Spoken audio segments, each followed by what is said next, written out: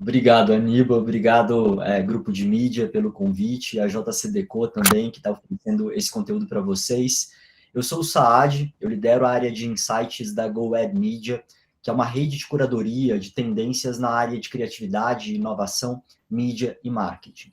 O que eu vou apresentar para vocês hoje talvez seja uma das curadorias mais estratégicas que a GoAd realiza ao longo do ano, porque ela reflete muito a agenda que está na mesa do CMO para o ano seguinte. Eu vou compartilhar minha tela para começar para valer a nossa apresentação. Bom, essa curadoria ela foi realizada a partir de 80 entrevistas realizadas com lideranças de marketing, globais e nacionais. Dessa forma, ela reflete muito quais são os temas e os investimentos prioritários para o marketing num contexto contemporâneo, num contexto no qual vieses econômicos, sociais, ambientais e políticos se entrelaçam muito à missão das organizações. E a consciência sobre o quão amplo e mutante é esse ecossistema onde o marketing está inserido, talvez seja o ponto comum mais marcante entre as empresas mais inovadoras e ágeis do nosso tempo. Essa entrevista foi realizada a partir essa curadoria foi realizada a partir de entrevistas e análises de discursos de anunciantes das seguintes verticais das indústrias: 20 marcas globais e nacionais de CPG, 20 varejistas, 10 do setor de serviços financeiros, 10 tech telco, 5 de entretenimento e 5 da indústria automotiva. Nós somamos a essas entrevistas a curadoria afiada que a nossa rede realizou ao longo desse ano nos seguintes festivais: NRF, South by Southwest, Advertising Week, Collision, DNAD, Cannes Lion, D-Mexico e MIPCOM.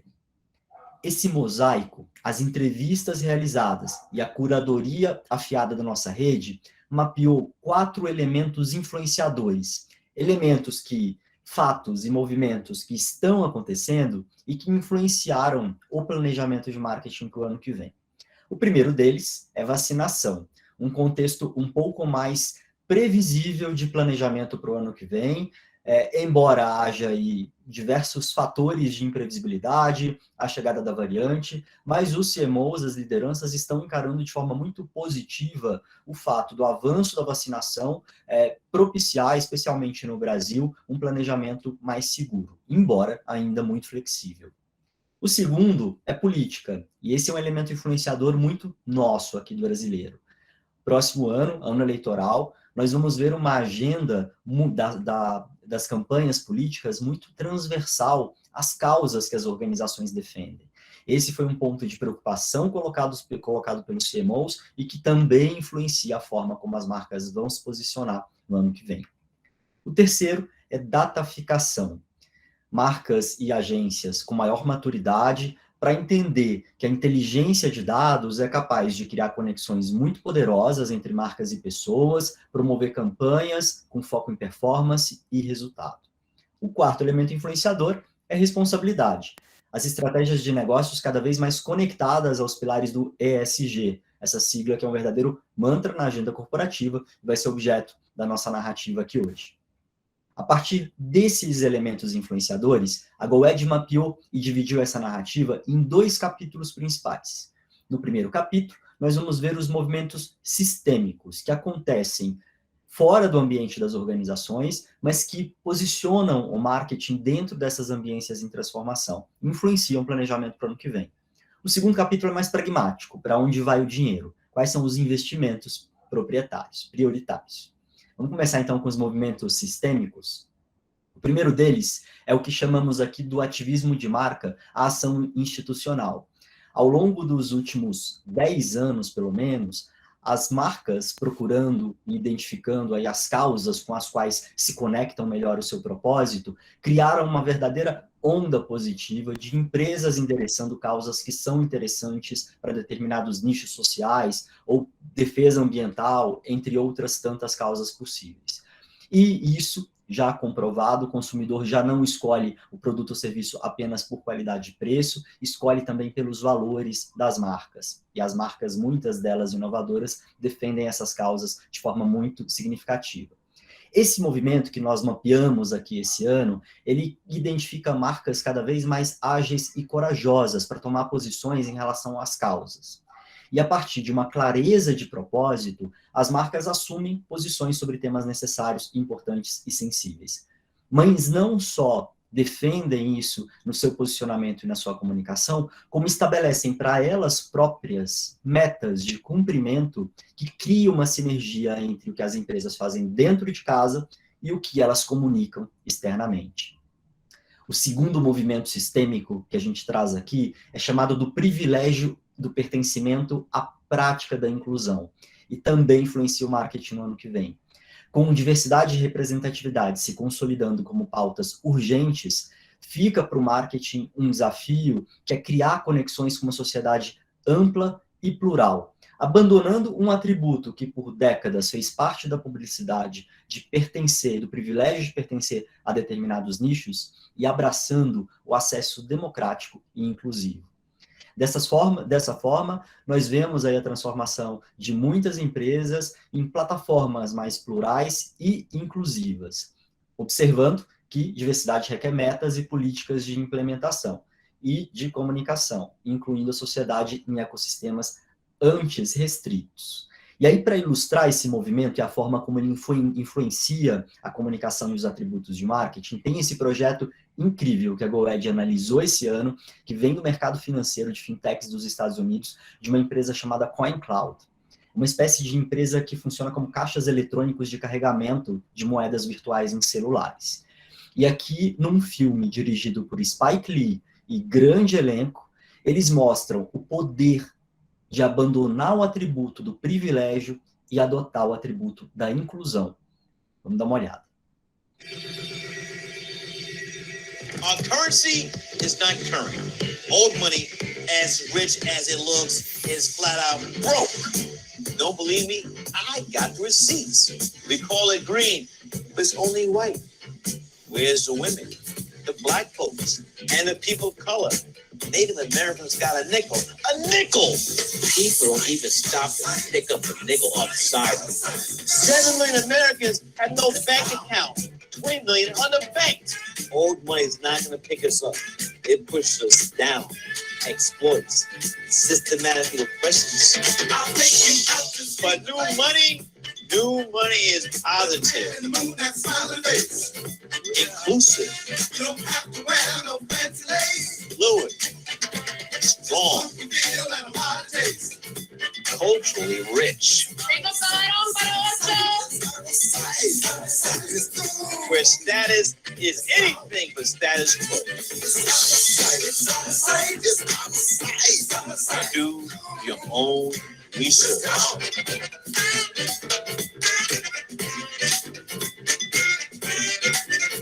The digital rebellion is here. Old money's out. New money is in.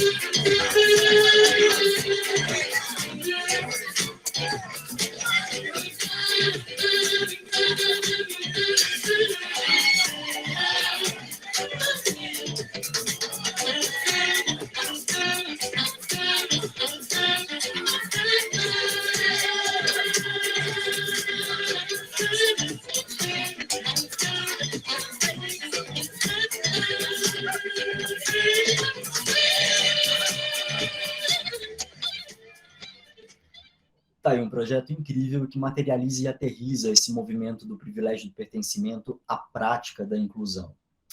O terceiro movimento sistêmico que influencia o planejamento de marketing do ano que vem é o que chamamos aqui da publicidade à experiência do cliente. Impulsionada por jornadas de consumo que são cada vez mais híbridas e por uma sociedade hiperconectada, a experiência do cliente passou a ser um diferencial competitivo muito poderoso. E aqui entende-se experiência toda a relação e conexão que as pessoas têm com uma marca ao longo de uma jornada e todos os pontos de contato. Essa passa a ser uma responsabilidade cada vez mais do marketing também. Não por acaso, O movimento que a gente mapeou esse ano transforma, inclusive, o perfil do líder da área. Do Chief Marketing Officer, ele passou a ter o T de tecnologia incorporado ao seu cargo e agora muitas organizações já criam e ressignificam o marketing como CXO, o chefe de experiências das organizações.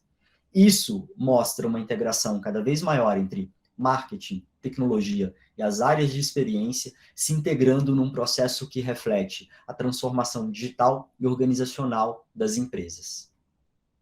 Para ilustrar de que forma o marketing passa a ser responsável também por essa área, nós separamos um dos mais bem-sucedidos projetos de experiência do cliente do ano, criado pela Audi, e que mostra qual é a responsabilidade também desse novo líder que passa a trabalhar a partir de um repositório de dados para criar produtividade interna e melhorar a experiência do cliente em interfaces conectadas. Every tap, swipe, click is a moment to gain or lose customer loyalty. So Audi UK transformed their way of working to deliver flawless experiences. Partnering with IBM iX and using the IBM Garage methodology, they increased the team's velocity by 50% over the last year. Fueled by Adobe Experience Manager and shifted to the cloud, they delivered experiences with style, performance, scale, helping users get off the couch and into the driver's seat. And during the pandemic, while car sales plunged 29%, Audi increased leads by 59% year over year. The best digital experience, bar none.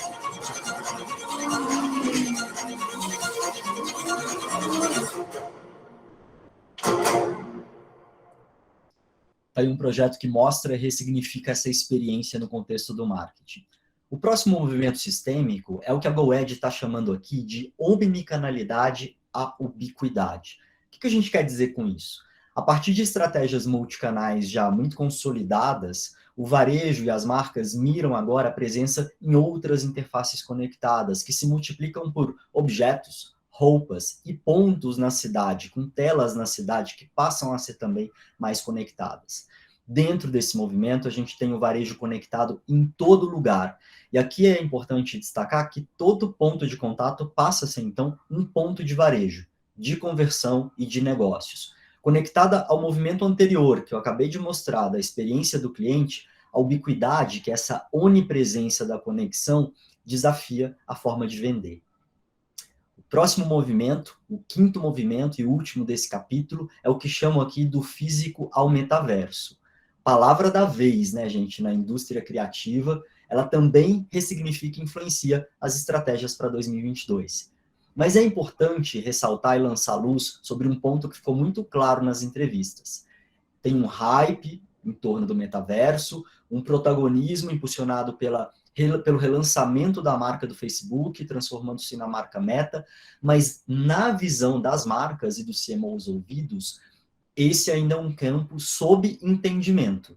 Por isso ele não é um investimento prioritário, que eu vou mostrar a seguir. Ele é um movimento que influencia os planejamentos do ano que vem, ainda sob observação de como ele de fato deve acontecer. Aqui dentro do físico ao metaverso, nós vemos simulações virtuais por meio de interfaces conectadas, óculos, games, plataformas diversas, criando conexões muito poderosas e reais. O ecossistema híbrido do metaverso ganha impulso a partir de uma escala global dos games, que é um tema muito poderoso, uma audiência muito massiva, e de investimentos robustos dos gigantes de tecnologia. Para ilustrar esse movimento, a gente traz aqui um dos projetos mais interessantes desse ano, no qual o Xbox, uma plataforma de games, se transforma também numa plataforma de turismo virtual. Vamos dar uma olhada.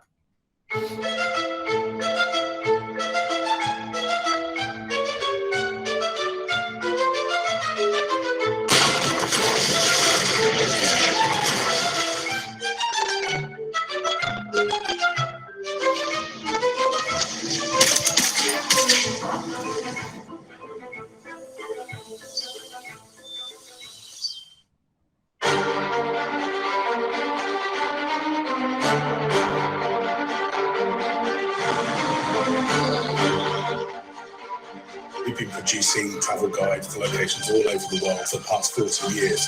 For the first time ever, we have merged the travel market with the gaming market. Each chapter is dedicated to one of these gaming worlds. Things not to miss, spots that you really shouldn't go into this world without seeing. Things like currency and accommodation. So it allows people to use these games as a way to explore and not just as a game.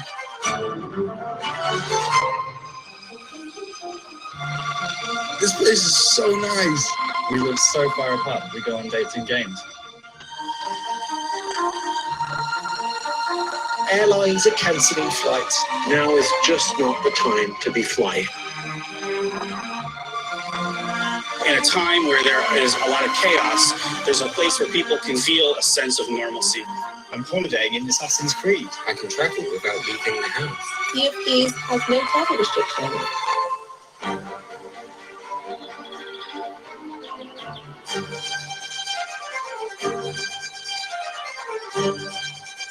Oh my goodness. Yeah.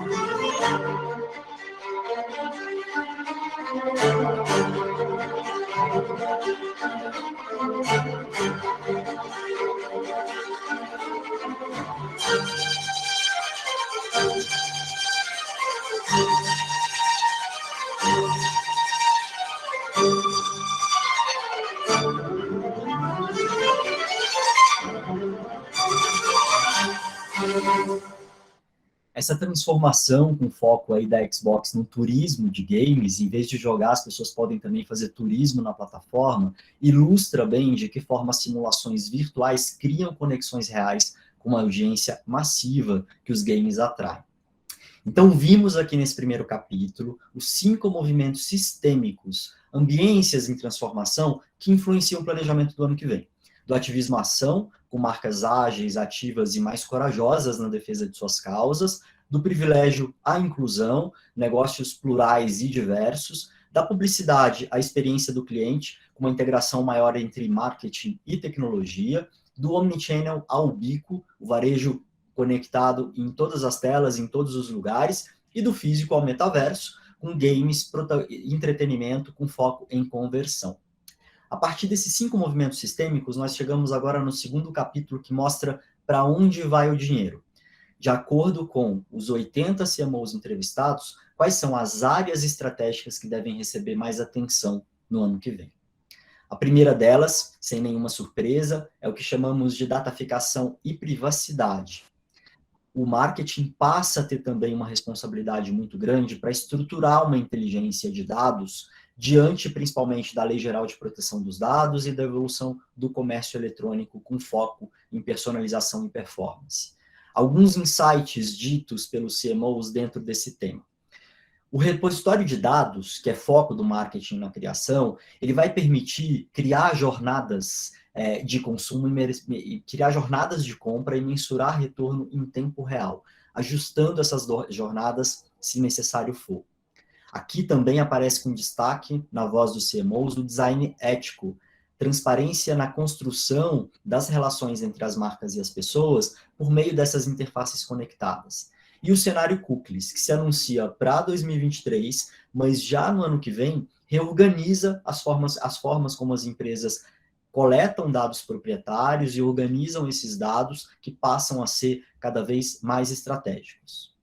Outros insights aqui dentro de privacidade e dataficação, o Creative Data, a potência criativa, ganha ainda mais tração a partir da inteligência dos dados, que tem valor quando usados de forma integrada no processo da criação publicitária também. Temos aqui, na voz dos CMOs, também o Creative Hacking, a criação de produtos, serviços e campanhas a partir dessa análise de dados, que mostra também um poder de competitividade muito grande, e segurança, uma prioridade absoluta nas organizações, passa a receber muitos investimentos também no ano que vem. Dentro desse contexto de dataficação e privacidade, a gente vê de forma muito clara a influência daquele movimento do CXO. O líder de marketing, as áreas de marketing passam então a incorporar essa responsabilidade, uma vez que esse é um tema de conexão das empresas com as pessoas. Para ilustrar de que forma esse tema anda e avança, a gente separou um projeto interessantíssimo de um varejista finlandês, que trabalha exatamente o atributo da proteção de dados para promover vendas. Personal data privacy, access, and ownership are a boiling topic. According to the general public, individuals should be the owners of the data they generate, yet they're not. We have a basic responsibility to protect people's data. There's still very little proof of actual gain in the surrendering your data to businesses. He said, "Dear James Veitch, we shall be shipping gold to you." And personal data exploited, leaked, and abused by corporations has led to a widespread fear of corporate invasion of privacy. And that was a big mistake. And it was my mistake. And I'm sorry. Finland's oldest and largest retailer, SOK, operates by a very different set of values. It's fully owned by its customers. And in 2020, when it finally deployed its decades worth of collected customer data of over 40% of the Finnish population, SOK made sure that granting them your data benefited you and you only. With them, you own your data. And by contrasting it to decades of all-nation covering database of cultural shifts, shopping trends, and behavior, a SOK customer was now able to understand and act on information previously available to no one. Your understanding of yourself and your consumption was now enriched with your nutritional, spending, and domestic metrics, your CO2 footprint, your shopping trends and habits, and so on. Everything comparable to the rest of Finland by demographics, product, store, area, city, or the entire nation. So you're able to understand where you're at from the tiniest to the biggest picture. So there's still hope in the world to make good things out of what we know of ourselves and of each other. Don't take our word for it, take theirs.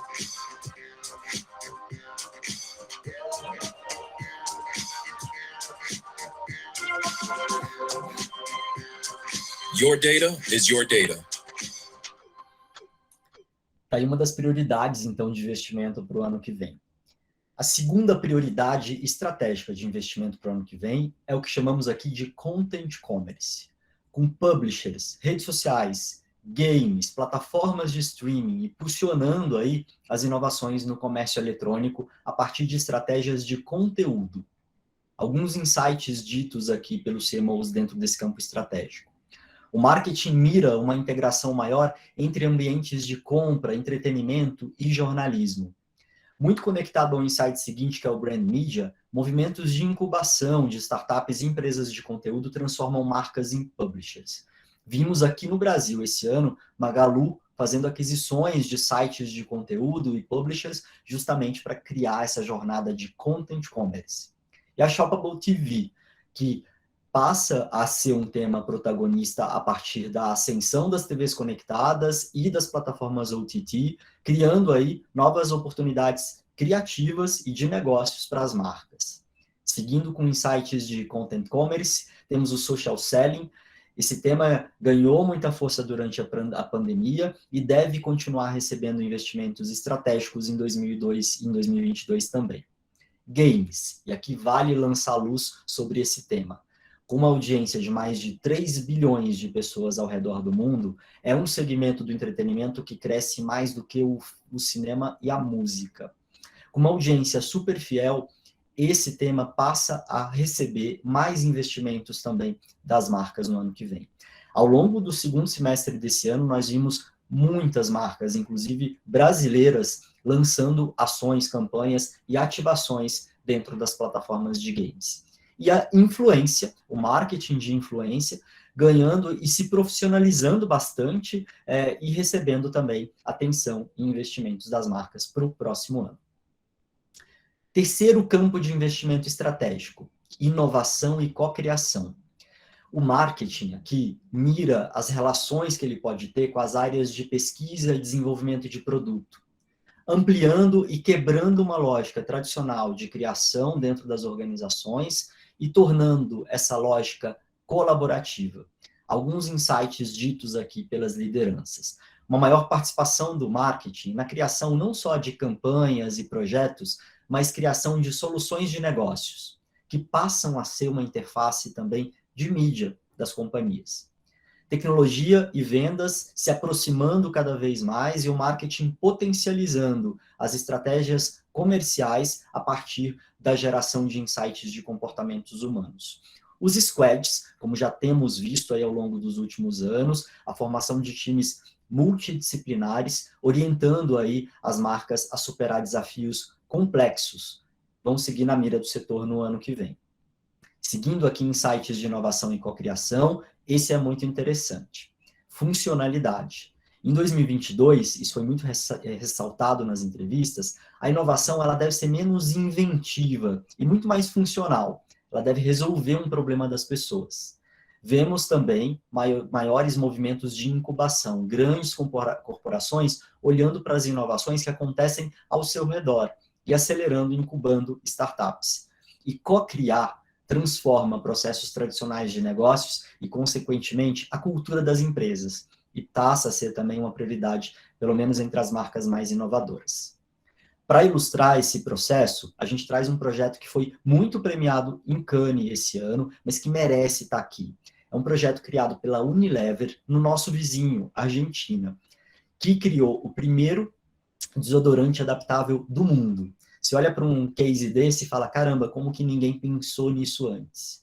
É um projeto genial, a partir de um processo de cocriação da Unilever com a comunidade a qual ele é destinada e que reinventa a forma de trabalhar com foco em funcionalidade.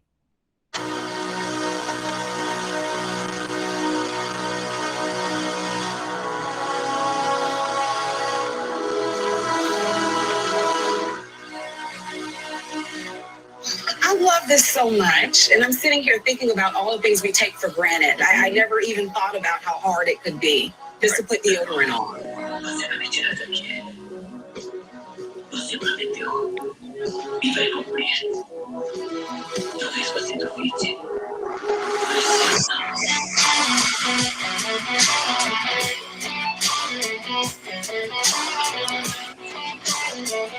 Deodorant itself would just be easy for me to put on and easy for me to close if need be.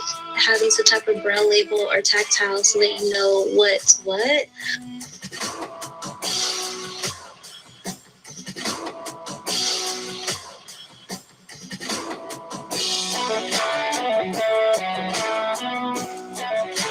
It's a creative idea, and the fact that they're even trying to be more inclusive and include more people in this is a great message.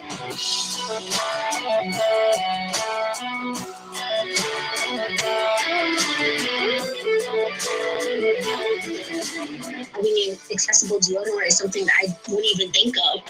Something like that will be like, I feel, a game changer.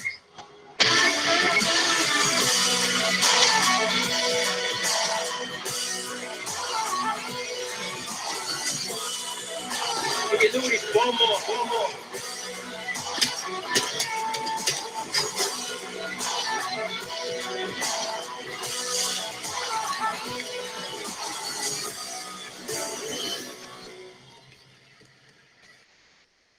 Tá aí um projeto criado aqui na Argentina, nosso vizinho, e que mostra de que forma a inovação e cocriação caminham juntos com foco em funcionalidade.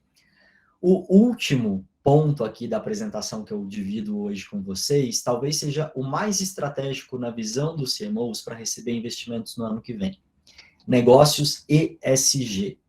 Em sintonia com o espírito do nosso tempo, por muitos dos temas sobre os quais já falamos aqui na apresentação, as marcas consolidam um compromisso com as transformações ambiental, social e corporativa. E deixam de tratar esse tema apenas como responsabilidade social e integra esses pilares às estratégias de negócio, sob esse guarda-chuva ESG. Alguns insights ditos aqui nesse campo.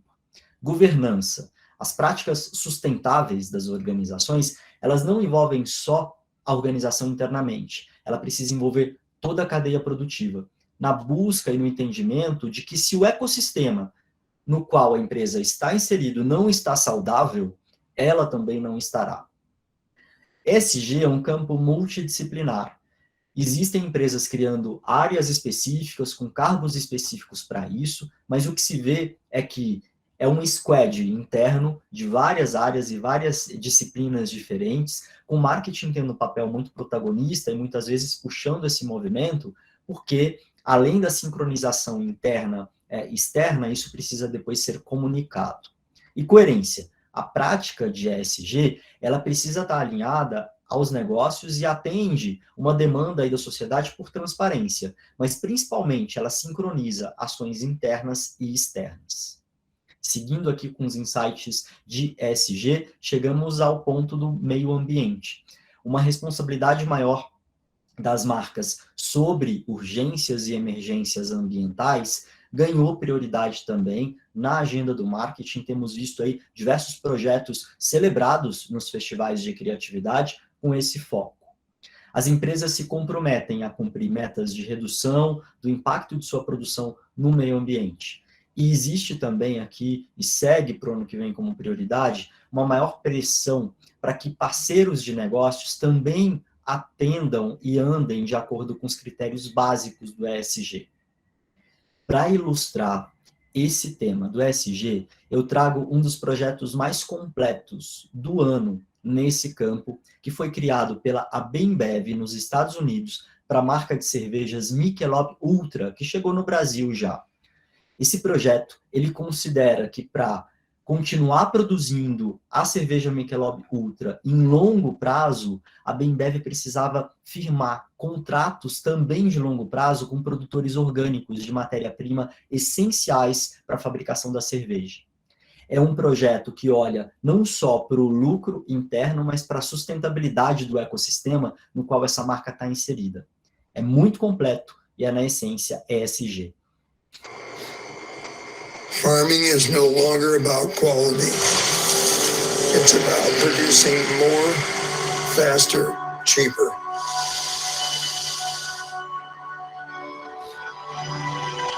Most farmers would love to grow natural food again, but we're on a treadmill that we can't get off of.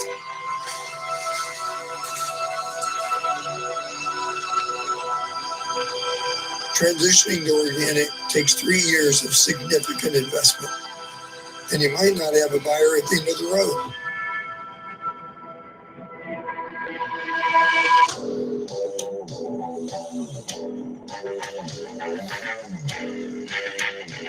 We signed today, and it guarantees us a buyer for organic product in 3 years. Contract for Change guarantees farmers who sign today that Michelob Ultra will be their first organic customer 3 years from now when the organic transition is complete. That certainty of having a buyer removes the biggest barrier to going organic. During the 3-year transition, our production drops, so we lose money. This is another big reason why only 1% of farmland is organic. The contract includes a commitment from Anheuser-Busch to buy the crops during the transition for its yearly production of non-organic beers at a 25% higher price, so the farmers keep the same income. Finally, the contract includes in-depth training through the most important agricultural organizations.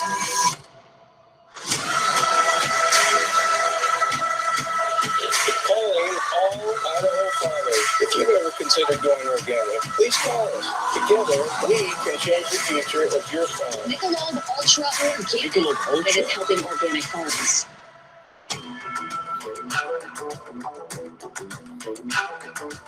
Once the farms are organic, they can not only grow ingredients for Michelob Ultra Pure Gold, but also for hundreds of other brands. It's beautiful to see life come back to the farm again. That's why I became a farmer.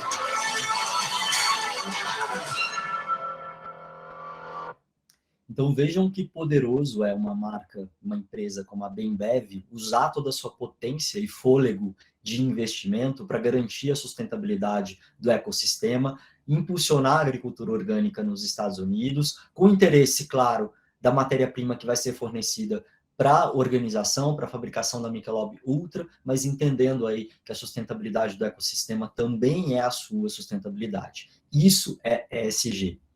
Alguns outros insights aqui dentro desse campo que são prioridades para o ano que vem. Representatividade, o pilar pessoas do ESG. Equipes, produtos e serviços precisam refletir mais e melhor uma sociedade que, por natureza, é plural. Esse é um pilar do ESG muito forte. O papel necessário dos líderes aqui apareceu com protagonismo nas organizações para promover mudanças culturais e de impacto social. E as estratégias ESG, elas podem transformar verdadeiramente a vida das pessoas, a partir do poder de voz e das ações corporativas. Para fechar a apresentação, o último projeto que eu divido, ele é chamado Democratized Dollars, criado pelo Varo Bank, um banco digital dos Estados Unidos, que foi criado com uma meta muito clara: ter pelo menos 60% da liderança ocupada por mulheres. Um banco que nasce com essa meta e com esse compromisso cria um projeto que gera um movimento nos Estados Unidos para ressignificar as figuras que aparecem na nota de $20. Um projeto que aposta no mobile, que aposta na força do out of home e que promove mudanças de impactos reais. For the $20 bill to be the most circulated bill in America, and we're commemorating one of the most evil men in our American history, that's just crazy. The people have spoken, or at least hundreds of thousands of them have online, and what they're saying is move over Andrew Jackson. There is a campaign to remove the portrait of President Andrew Jackson from the $20 bill. It's time that our currency reflects our democracy, and it's time that our currency reflect our republic.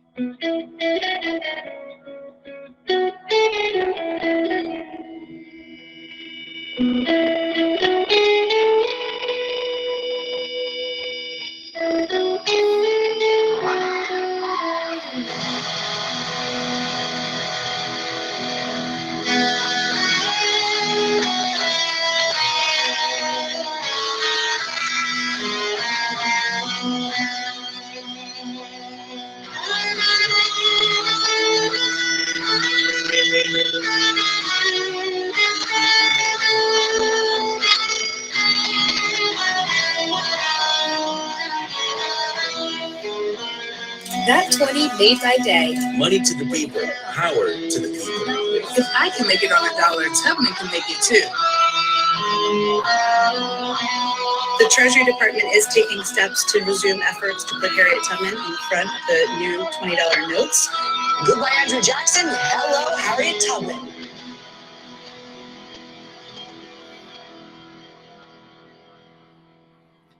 Com esse projeto, a gente mostra aqui quais foram os 4 campos prioritários de investimentos para o ano que vem.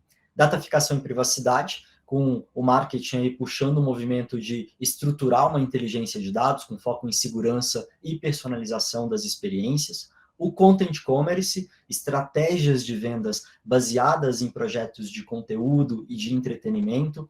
Inovação e cocriação, novos modelos de trabalho para criação de soluções de negócios. E negócios ESG, como acabei de mostrar, responsabilidades social, ambiental e corporativa incorporadas às estratégias de negócio. Tanto os movimentos sistêmicos, que eu mostrei no início da apresentação, e que refletem ambiências em transformação, influenciando o marketing, quanto esses campos de investimento prioritários, eles certamente nos mostram empresas em profunda transformação, não só digital, mas também organizacional, cultural, com o objetivo de se construir futuros sustentáveis para as organizações, para a sociedade e para o planeta. Por mais clichê que possa parecer, as transformações elas acontecem visando essa sustentabilidade. Vimos ao longo dessa apresentação um foco muito grande na criação de experiências como diferencial competitivo, experiências que são impulsionadas pela maturidade tecnológica e que possuem um fio condutor que será desmembrado depois em planos de mídia, em propaganda, na criação de projetos de marketing e de relação com as pessoas, que é o conteúdo. Conteúdo é o fio condutor que conecta experiência e tecnologia. As narrativas de marcas, histórias que as marcas contam, são as verdadeiras, são os verdadeiros diferenciais para o ano que vem. Com isso, eu encerro essa etapa da apresentação. Fica aqui o meu desejo de que no ano que vem possamos fazer isso pessoalmente, por tudo que vai significar termos um contexto seguro para isso. Agradeço o grupo de mídia JCDecaux, força e saúde para todo mundo. Obrigado.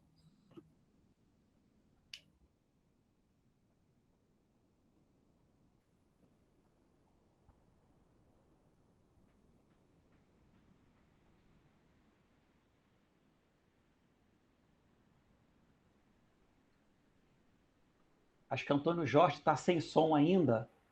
Tá mudo.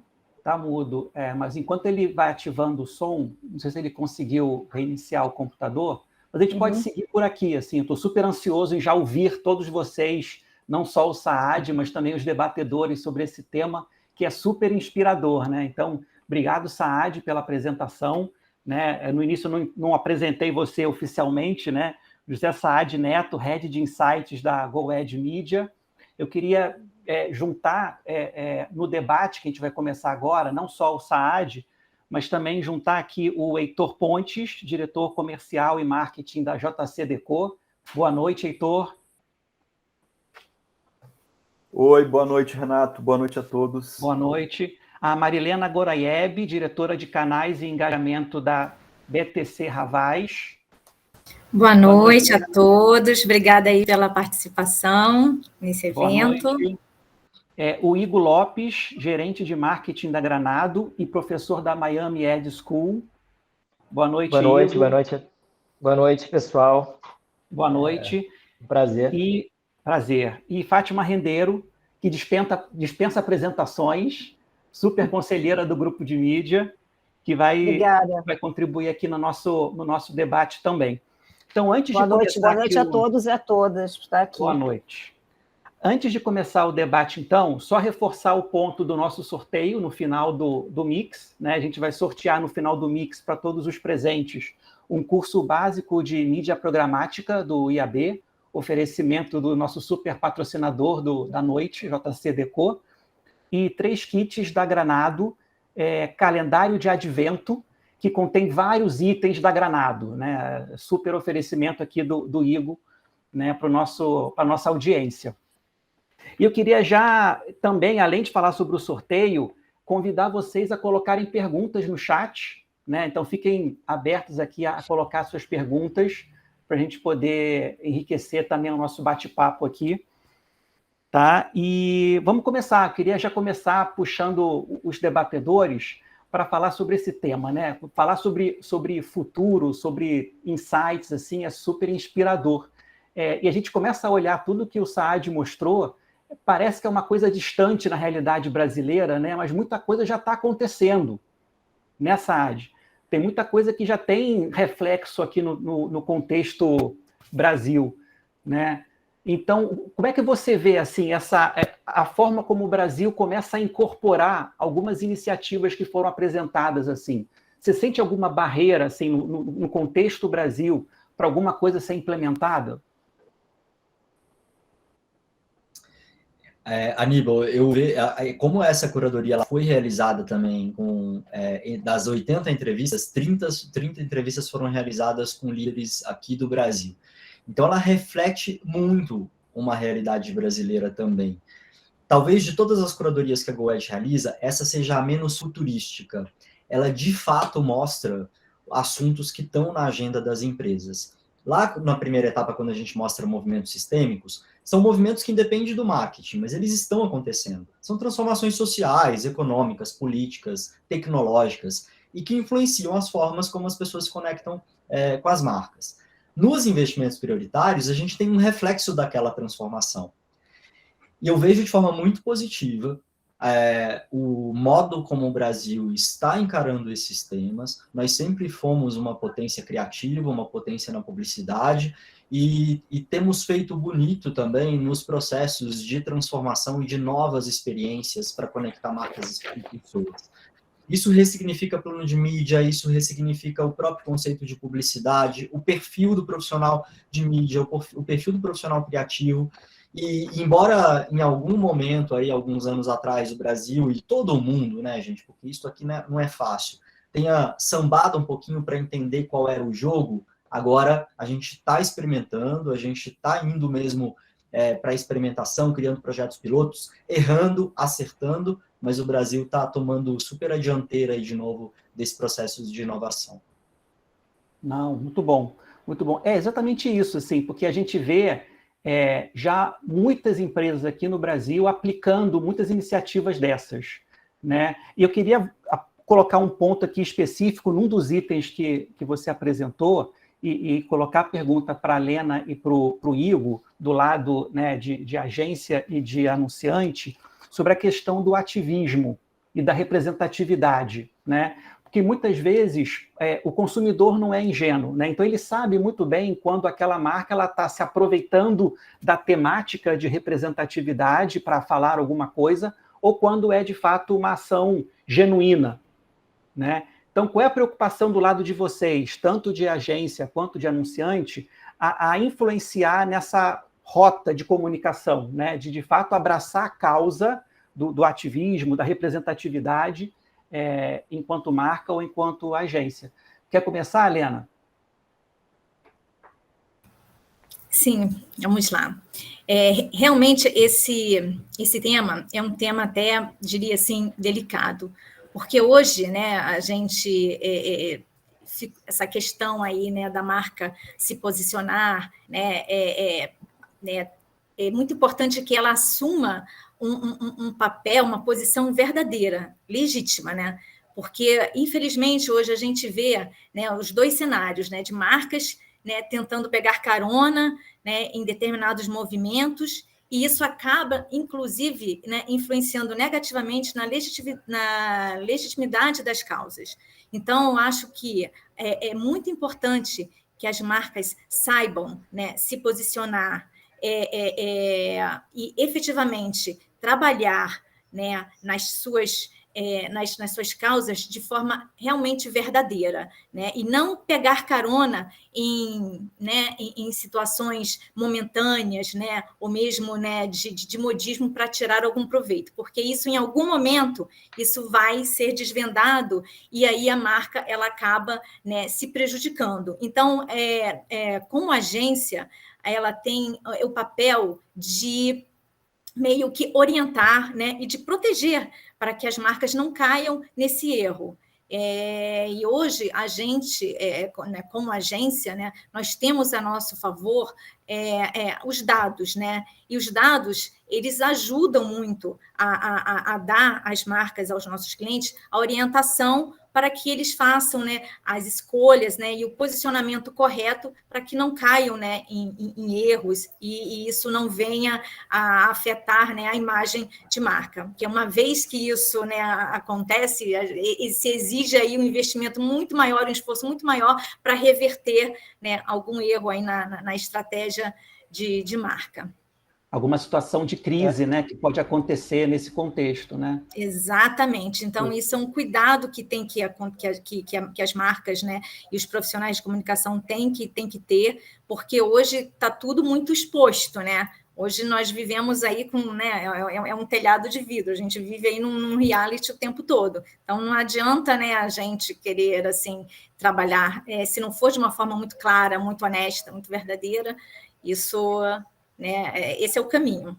Não tem verdade. Outra... E o que a Mariana falou sobre a verdade, cara, o consumidor ele sabe quando é verdade. Estou falando que ele sabe quando é verdade, não é que ele vai buscar na internet, apesar que isso aí hoje se acha fácil, mas ele sente quando a marca está sendo verdadeira. É engraçado até que o José Saad falou assim, pode parecer clichê. E ele tem toda a razão, porque assim, caramba, a gente ainda está falando disso, né, José? Ainda é tendência, olha quanto trabalho a gente ainda tem para fazer. E eu acho que os consumidores estão cada vez mais buscando empresas que se posicionem, que tenham o mesmo posicionamento deles, em muitos casos, que deixem claros os seus valores. E eu posso até contar um caso do lado de cliente aqui, no começo da pandemia. A Granada ela sempre teve um papel social muito forte, tanto de preservação do meio ambiente social, só que a gente não divulgava. A gente não divulgava por uma mentalidade, mas assim, não vamos lucrar com isso, de verdade. Então a gente não divulgava muito pouco os projetos sociais, projetos lindos, divulgávamos muito pouco. Aí estourou a pandemia. Quando estourou a pandemia, começou várias empresas a fazerem várias coisas e divulgar. E a Granado, na época, como eu cuido do marketing, a gente tem diversas parcerias, desde fraudários a clubes. A gente, vamos pegar todos, assim, sério, foram milhares de litros de sabonete, vamos distribuir nas comunidades, vamos distribuir em asilos, em hospitais. Só que a gente não divulgou isso.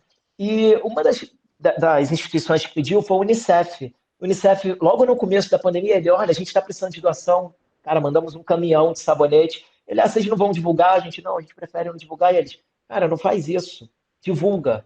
Divulga, porque vocês divulgando, vai ter mais empresas fazendo isso, vão ter outras pessoas. Ela falou assim: eu entendo, tem pessoas que acham que é oportunismo. Assim, mas divulga que ajuda muito. Se for possível, faz um vídeo. Aí teve o pessoal da Ação Rio também, do União Rio, que fizeram um trabalho fantástico, continuam fazendo. A mesma coisa, eles, manda um videomaker, faz um vídeo, vamos divulgar isso. Aí, desde aí, mudou muito a nossa mentalidade. Então, uma vez a cada X dias tem uma postagem ligada a algum projeto nosso. A gente tem sido bem mais transparente com os clientes, com os nossos que são fãs, né? São 152 anos, o pessoal é fã mesmo. As pessoas viam a empresa como responsável, mas não tinham conhecimento. Então, uma das mudanças, a gente lançou agora recentemente nosso primeiro relatório socioambiental. As empresas já fazem isso há muito tempo, mas tem capital aberto, não é nosso caso. Muitas empresas é obrigação, não é nosso caso a obrigação, mas a gente se sentiu obrigado, então hoje em dia a gente criou um relatório lindo e foi um sucesso. As pessoas, caramba, eu não sabia que vocês tinham tantos projetos. E várias empresas, e isso também é muito interessante. Eu fiz uma postagem no meu perfil até, de um projeto que nós temos de surf.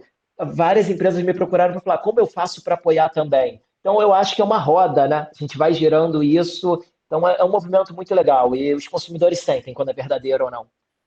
E o feedback foi super positivo, né? Então você vê que realmente quando o consumidor entende que tá no DNA da empresa, né, que é uma verdade da empresa, ele de fato entende e colabora, divulga, reverbera a ação que foi feita, né?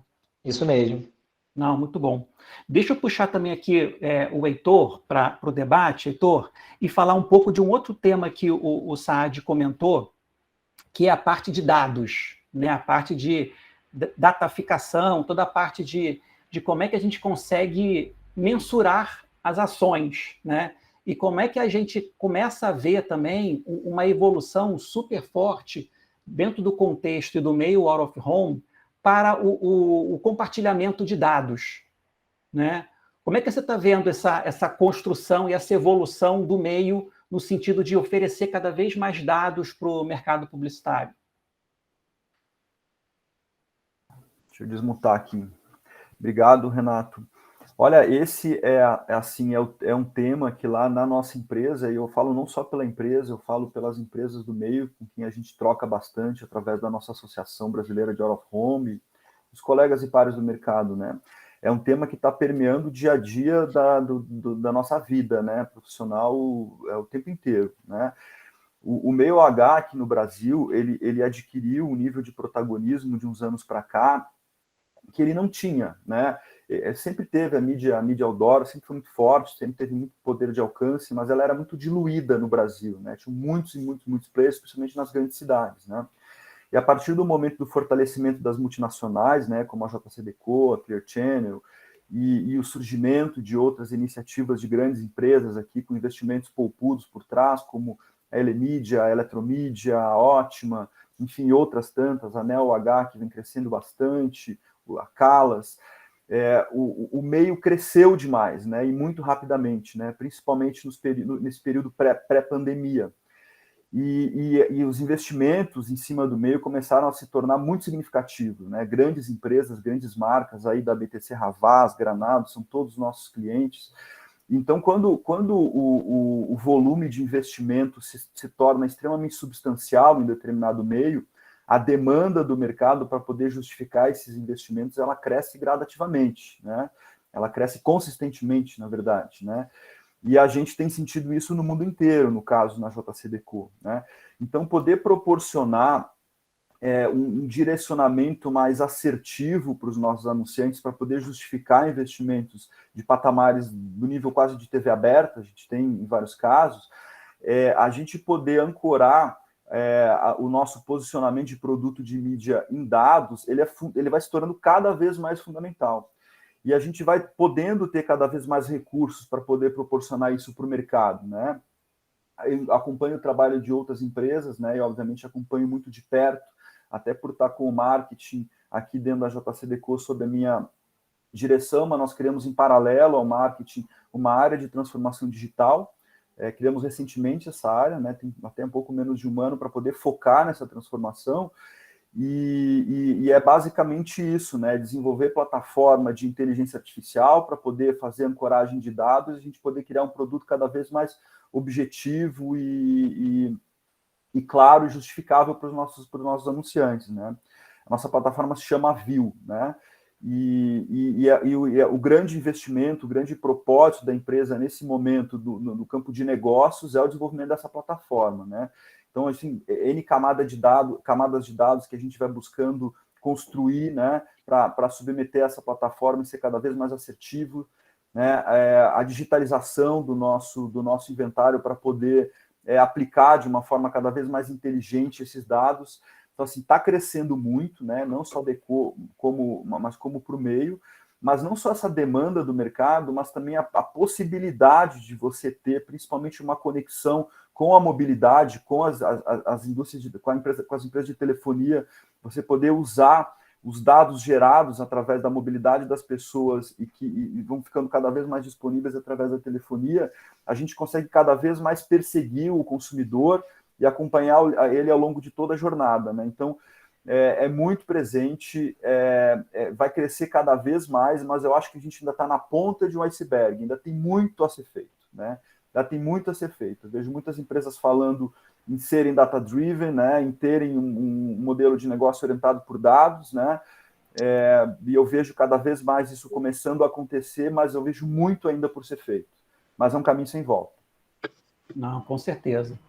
Com certeza. Fátima, no seu histórico, né, no ambiente acadêmico, né, aproveitar e fazer a pergunta para você e para o Igor também, que é professor da Miami Ed School, como é que vocês estão vendo esse novo mercado surgindo aí, né? Os alunos que em breve estarão no mercado de trabalho, dentro desse novo mindset, né, de inovação, de tecnologia, né? O que o futuro nos espera com esses novos profissionais que vão entrar no mercado em breve?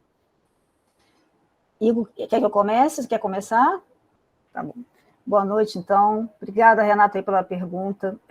Eu acho que a gente está vivendo aí uma transformação em todas as esferas, de fato, e estando na SPM há 2 anos, voltando para o mundo acadêmico e tendo a chance de ter essa convivência, inclusive nesse período de pandemia, que eu acho que a pandemia, de fato, foi um acelerador de futuros, e o que o Saad bem disse, essa curadoria não fala de futuro, fala de presente.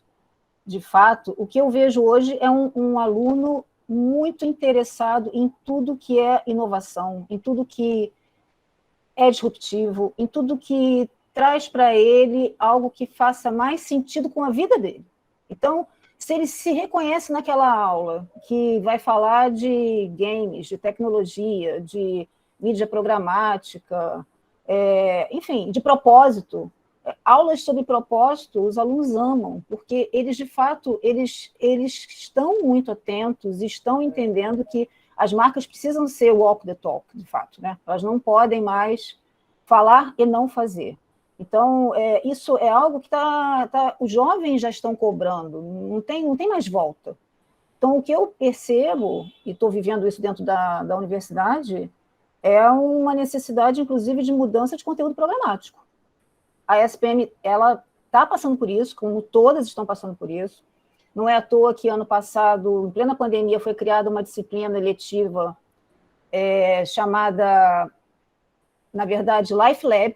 Nada mais é do que falar de soft skills para alunos que estão chegando na universidade, que vão ficar ali durante 4 anos, recebendo muito conteúdo, mas será que eles estão preparados para todo esse conteúdo que eles vão receber, para essas transformações, para essa mudança, para esse mundo que, na verdade, eles não vão esperar 4 anos para se relacionar com eles já estão se relacionando, né? Porque muitos no segundo período, como é o caso da disciplina que eu ministro, eles já estão indo para o mercado de trabalho como estagiários. Então, é tudo muito acelerado, a vida está muito acelerada. Eles também estão muito ansiosos por experimentar o novo. Então, na sala, muitas vezes, eles ficam muito interessados em já conhecer tudo que está acontecendo no mercado em tempo real. E esse é um pouco do meu papel nessa disciplina, que chama Cenas Midiáticas, o nome já é bastante inspirador, né? Muitos, quando começam a disciplina, me perguntam, mas o que é isso aí, cenas midiáticas? Vocês vão ver. Eu vou contar para vocês o que são as cenas midiáticas, e vocês vão entender direitinho. Então, eles ficam, assim, encantados com as possibilidades e ficam até zonzos. Tem alguns que me procuram fora da sala de aula e falam, nossa, eu vou precisar de uma ajuda, porque eu não sei o que eu vou escolher, não. Eu falei, você vai ter muito tempo aí para escolher. Na verdade, isso é só o começo, e bem como o Heitor falou, a ponta de um iceberg.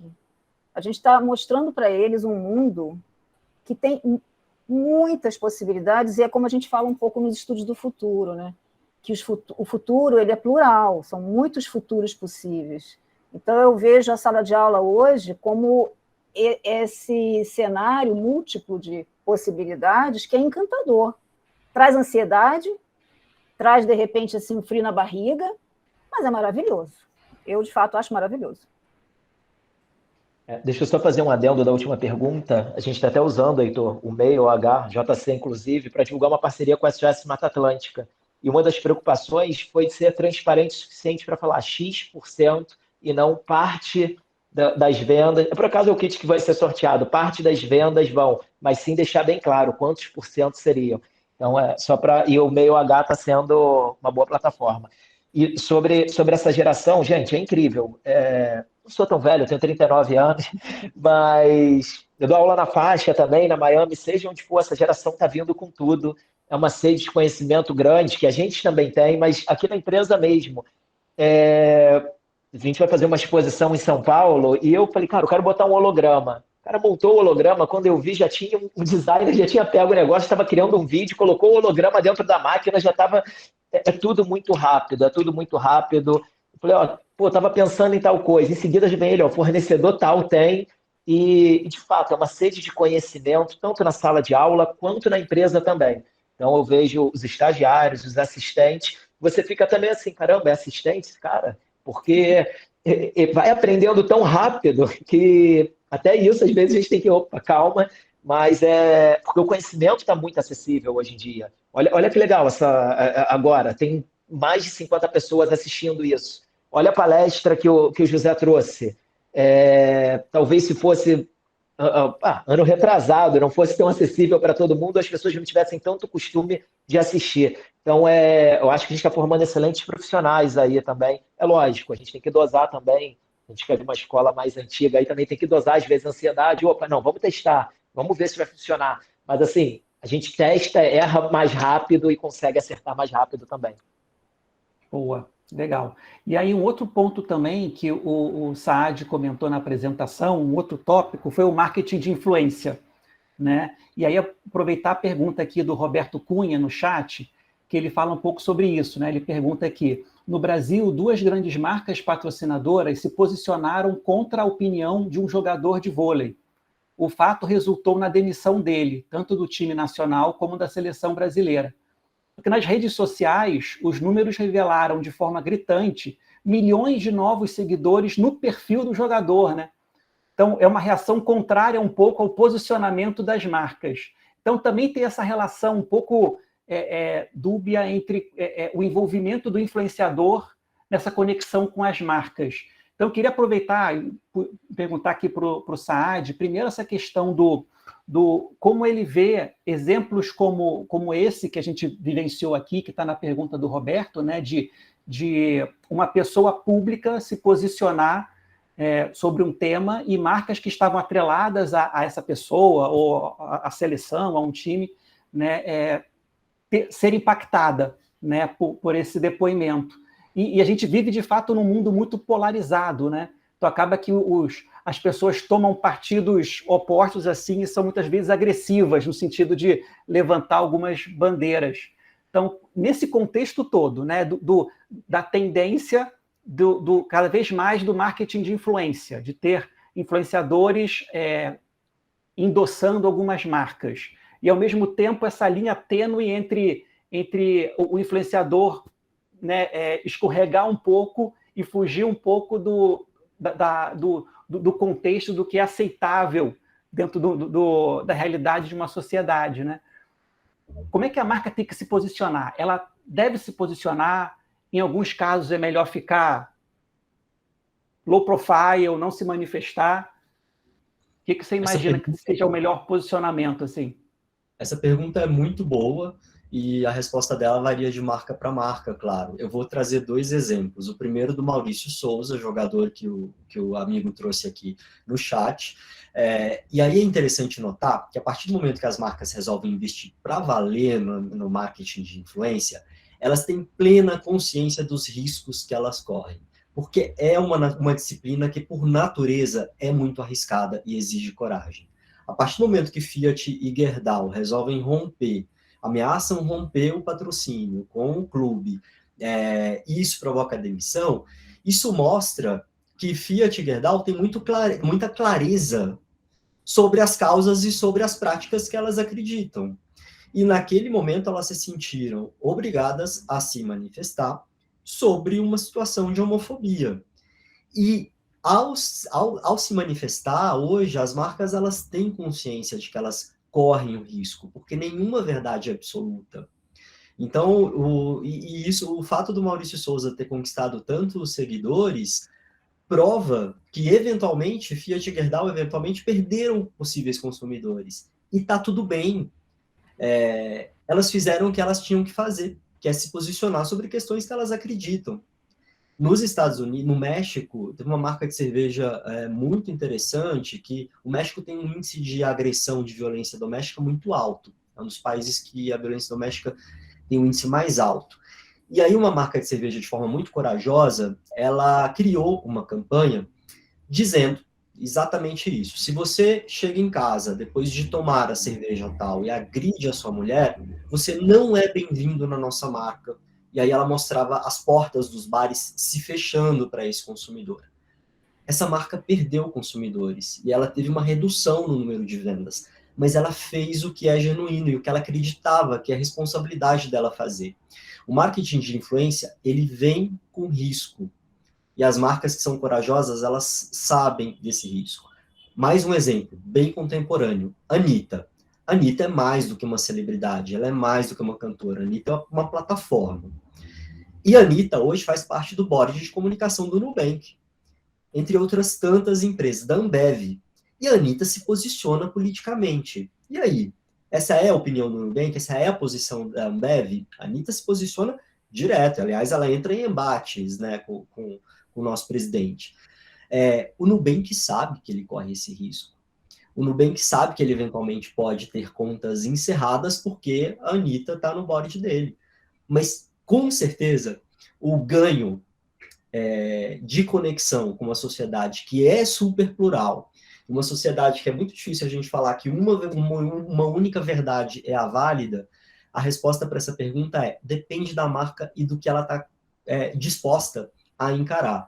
Mas se ela tem uma consciência, como a Lena falou, eu adorei a resposta dela, uma consciência sobre o seu lugar, o seu propósito, quais são as causas de fato genuínas que ela vai se engajar, tomar essas decisões fica mais fácil. Só pegando carona exatamente no que o Saad comentou, é perfeito isso que você falou. As marcas elas precisam ter coragem de arriscar, e elas não podem ser imediatistas. Elas precisam, isso é uma construção que se faz, né? Então, à medida que você aposta no marketing de influência, você tem que, né, ter consciência de que, né, você pode atrair, né, um like e dislikes, porque a gente vive num mundo, né, plural, e é isso, né, e é isso que é bonito. Mas o que a marca tem que esperar é uma construção para aquilo que ela quer alcançar, né, aquilo que ela quer perseguir, que ela tem como meta, né, e aquilo que ela acredita que seja o melhor, não para a marca em si, mas para a sociedade em que a gente vive, porque hoje o consumidor, ele espera isso da marca, ele espera, né, uma marca que pense no mundo, né, como a gente falou há pouco, como, né, foi colocado na apresentação ESG, né, no ambiente em que vivemos, né, na questão social, né, na governança, isso tudo, né, é um equilíbrio que as marcas têm que buscar e para o melhor, né, da sociedade e do mundo. Então, eu acho que essa aposta do marketing de influência é algo que tem que ser a longo prazo. E isso não pode ser abalado por questões, né, situações pontuais, como esse exemplo aí que foi dado, porque isso vai acontecer, e a gente vive, né, quem acompanha, né, esse formato, né, de comunicação, que é usar, né, o marketing de influência, a gente vive, né, situações similares, né, o BBB, por exemplo, é um exemplo disso, as marcas que decidem ali entrar, né, e patrocinar, sabe dos riscos que correm. E é isso que é o bacana, né? Porque ao mesmo tempo que você vê a sua marca associada em determinadas situações que de repente não era o ideal, mas aí é que está, né? A espontaneidade, né? A verdade das marcas, eu acho que é por aí. E assim, desculpa, vai lá, José. O último complemento, pegando carona no que a Lina disse, essas marcas que apostam no marketing de influência, que ousam com coragem, elas têm plena consciência da potência que elas têm como marca para promover impacto e promover transformações reais. E elas precisam usar essa potência. Isso é responsabilidade. A nossa indústria, embora seja uma indústria nichada, é muito poderosa. E a gente tem que usar esse poder, essa voz, para transformar e impactar, porque cada marca, cada negócio acredita que é verdade. E eu não estou defendendo lado A ou lado B. Estou defendendo que cada marca busque entender o seu papel, o seu propósito, as suas causas e se posicionem sobre essas causas. É muito provável que a gente tenha posicionamentos muito distantes entre Magalu e Avan. Estou pegando 2 grandes varejistas. E tudo certo, cada um entendeu ali qual é seu posicionamento, seu papel, e defende as causas que precisam ser defendidas ali por cada um. Mas todos com consciência do poder e da potência que nós, enquanto indústria, temos. O Saad mencionou no começo, né, que a política, nesse ano que vem agora, ela vai ser um elemento de influência na decisão das pessoas de marketing, porque os lados, né, da polarização que a gente está vivendo, eles se apropriam, né, de temas para criar narrativas políticas. Isso confunde tudo, né? Daqui a pouco uma determinada marca decide usar algum tipo de causa, um propósito, isso se confunde na discussão política. Eu acho que isso se torna muito delicado, né? Não que não tenha que fazer, mas o Saad apontou como um elemento de influência, né? Daqui a pouco você vai lá, investe numa causa e parece que você está tomando um partido político numa discussão que está confusa demais, né? Mas assim, eu acho também até as pessoas olham muito para o Brasil, o Saad pode até falar melhor, mas isso acontece no mundo inteiro. É porque o Brasil está tão dividido que a gente olha muito para cá. Mas no mundo inteiro acontece isso, e não dá mais para as marcas ficarem passivas. Os consumidores buscam marcas que têm os mesmos valores que eles. E aquilo é batido, mas você quer falar com todo mundo, você não vai falar bem com ninguém. Então, para um lado ou para o outro, ele usou 2 exemplos ali de 2 varejistas. Cada um está acertando onde quer acertar. Não dá mais assim para querer atingir todo mundo, ter um discurso. Então as marcas estão se posicionando e usou aí 2 exemplos ali, por exemplo, a Ambev. A Ambev ela tem bem claro quais são os valores da Ambev, e tem gente que se identifica, vai seguir a Ambev. A Heineken teve algo com churrasco também ano passado, alguma postagem do tipo. Teve várias pessoas realmente cancelando, mas a Heineken deixou claro o posicionamento dela. Então, assim, eu acho que é algo que vem de dentro da empresa mesmo, no que ela acredita e vai para fora. E não adianta, os consumidores estão cada vez mais atentos a isso. Exato. E até fazendo um ponto com a pergunta aqui da Mariângela Souza, aqui no chat, essa questão de entender e mensurar a verdade das marcas é complicado, né? Porque, claro que do nosso lado publicitário, assim, né, tanto o anunciante quanto a agência tem acesso ao social listening, né, para entender se as pessoas estão, né, respondendo ou se manifestando positivamente ou negativamente com relação a alguma coisa. Agora, para o consumidor saber se aquilo é verdade ou não, é muito de vivência, né? É de você, de fato, conhecer aquela marca, entender o histórico dela e ver se ela está sendo coerente com as atividades ao longo do tempo. Né? Isso acho que, dependendo da marca, você sente facilmente quando a pessoa quer colocar um posicionamento que não é genuíno, né? Mas vamos lá, vamos seguir aqui. Eu queria falar sobre um outro tema também, que foi falado pelo Saad, que foi a questão de inovação e cocriação, né? E a gente vê muitas vezes essa cocriação acontecendo com a colaboração do consumidor, né? O consumidor ajudando na criação e na cocriação de produtos, novas linhas e tal, né? Como é que você vê isso, Igor? Acho que do lado da Granado, como é que funciona essa questão de desenvolvimento de novos produtos? Qual é a participação do consumidor nessa hora? É grande, Renato. Eu não sou da área de desenvolvimento, mas o Saad falou dessa tendência do marketing estar cada vez mais presente. Isso a gente vive aqui na prática há um tempo, tanto que a mesma diretoria até. Então, a gente está embaixo do mesmo guarda-chuva para ter essa troca. Mas a gente está sempre escutando. A gente trabalha com duas marcas muito tradicionais, né? A Febo, que tem aí, desde 1930, e a Granado, que é desde 1870. Então, a gente teve que ir se adaptando ao longo dos tempos e sempre escutando o consumidor. Fazendo pesquisas, painéis.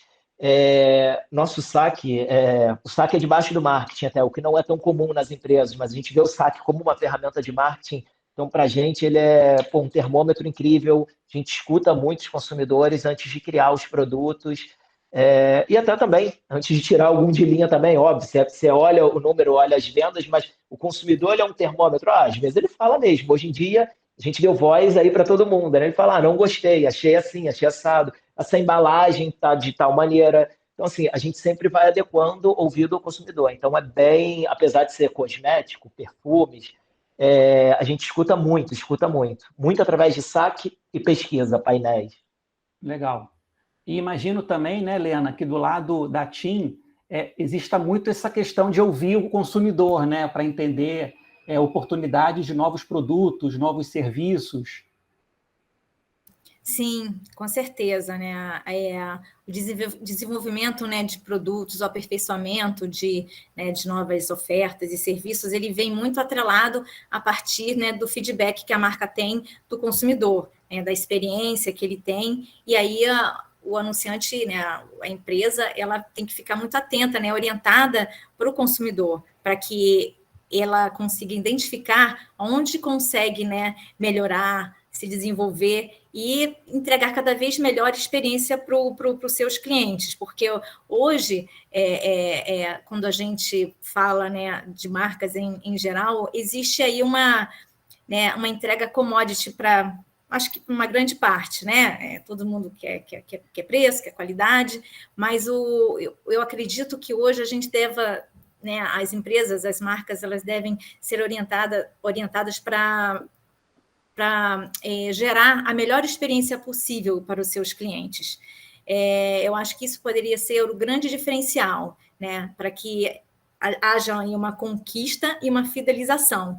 Então, a experiência está aí no centro de tudo, né? Você poder proporcionar, as marcas poderem proporcionar aos seus clientes a melhor experiência. Então, acredito que é por aí que as marcas devem, né, se desenvolver, enfim, é um desafio, né, é algo bem desafiador, né, especialmente hoje em dia que a gente tem aí a tecnologia, né, avançando, né, uma velocidade, a gente está aqui, né, conversando, mas as coisas já estão se transformando enquanto nós estamos aqui, né, porque a tecnologia não para.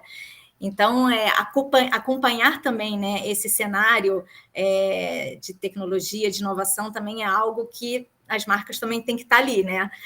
A agilidade é fundamental para você se manter no mercado, né, atraindo novos consumidores e mantendo, né, aqueles que já foram conquistados.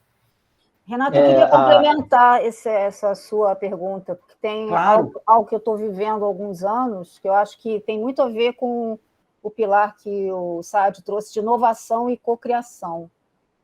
Desde 2016, eu tenho me relacionado muito com as metodologias ágeis, e tenho visto essa cultura ágil cada vez mais ser implantada nas empresas, e de fato, eu acho que, efetivamente, a cocriação nasce justamente quando você tem os famosos squads, né, sabe? Que são grupos totalmente multidisciplinares que permitem um diálogo que antes não existia. Porque as áreas trabalhavam muito estanques, né, muito separadas.